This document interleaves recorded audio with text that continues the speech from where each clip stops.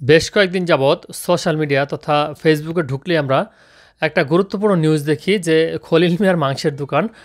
তো এই খলিল মিয়ার মাংসের দোকান নিয়ে অনেকে মোটামুটিভাবে দেখা যায় ভাইরাল, তার পেজ হয়তোবা ভাইরাল হয়ে গেছে, তার চ্যানেল হয়তোবা মিলিয়ন মিলিয়ন ভিউ পাইছে।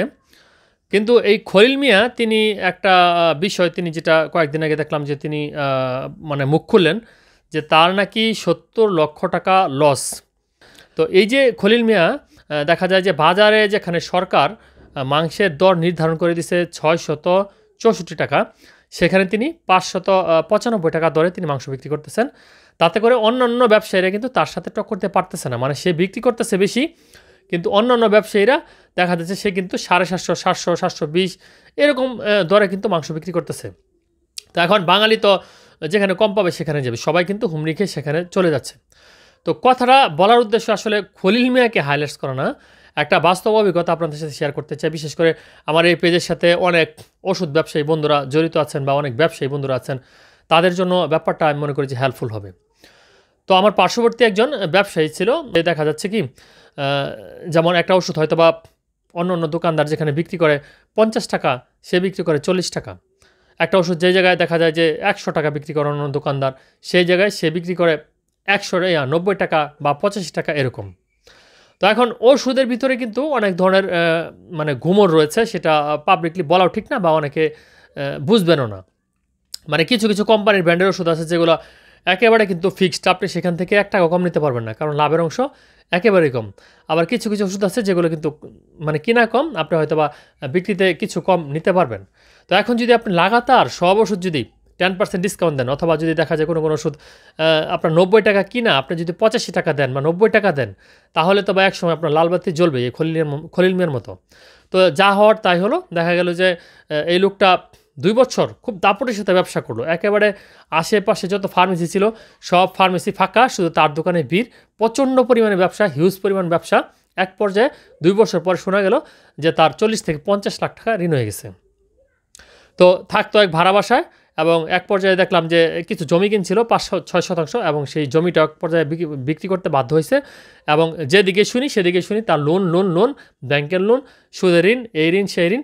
এখন তার অবস্থাটা এরকম হচ্ছে, তার দোকানে প্রোডাক্ট নেই, এখন সে প্রোডাক্ট দিতে পারতেছে না।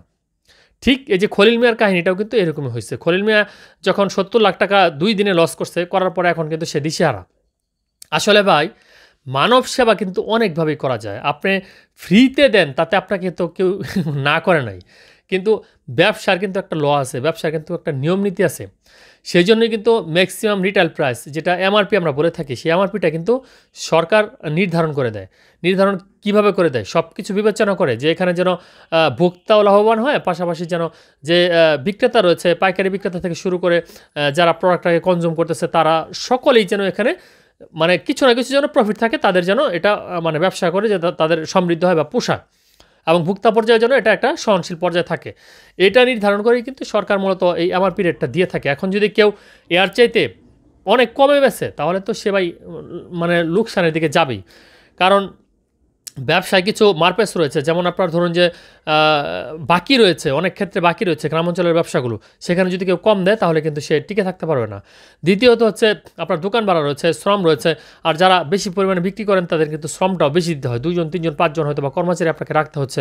এবং সব প্রোডাক্ট তো আর আপনাকে ওই কোম্পানি দিয়ে যাচ্ছে না, কিছু কিছু প্রোডাক্ট কিন্তু আপনার সদর লেভেল থেকে বা মিডফুড থেকে বা বিভিন্ন অঞ্চল থেকে কিন্তু সংগ্রহ করতে হয়। সেক্ষেত্রে সেটারও কিন্তু একটা কস্ট আছে এবং মেধা আছে, আপনি যে শ্রম দিচ্ছেন সেই শ্রম আছে, সব কিছু মিলিয়ে দেখা যাচ্ছে যে আপনি যদি সব প্রোডাক্টে কম দেন তাহলে কিন্তু আপনি টিকে থাকতে পারবেন না।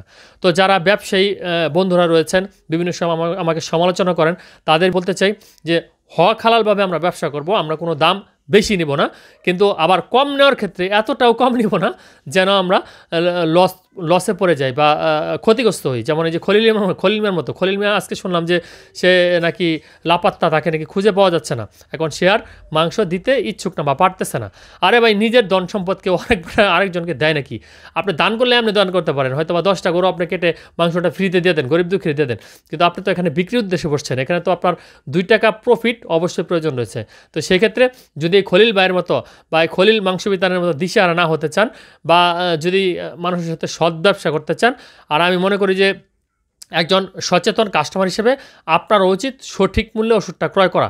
সেক্ষেত্রে শুধু কম পেলাম আর নিয়ে নিলাম, কমের মধ্যে কিন্তু অনেক ধরনের গাফলা থাকে। হইতে পারে সে আপনাকে ডুপ্লিকেট কোম্পানি দিচ্ছে, আসল ওষুধটা আপনাকে দিচ্ছে না বা আসল প্রোডাক্ট আপনাকে দিচ্ছে না, বা হতে পারে আপনার সাথে অন্যভাবে এখানে সে ধোঁকাবাজি করতেছে।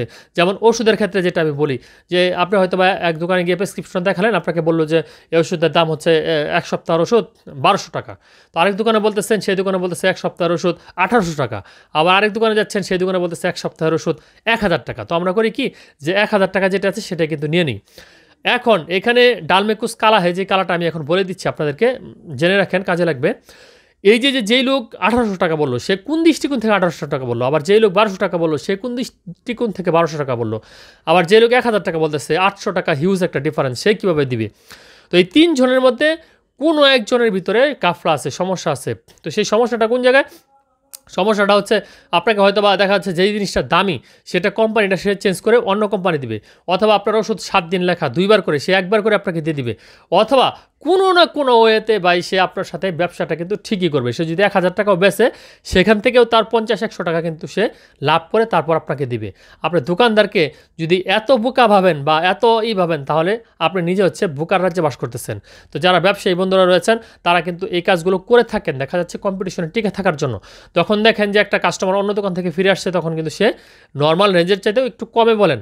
তো সেই জায়গায় যে সে কমে দিচ্ছে, সে আসলে কি লাভ করবে না? অবশ্যই লাভ করবে, কোনো না কোনো হয়তো লাভ করবে, সেটা হয়তো আপনি বুঝতে পারতেছেন না। তো আশা করছি ভিডিওটি উপকারে আসবে। তো ভিডিওটি বেশি বেশি শেয়ার করে দেওয়ার জন্য আহ্বান জানাচ্ছি। ধন্যবাদ সবাইকে।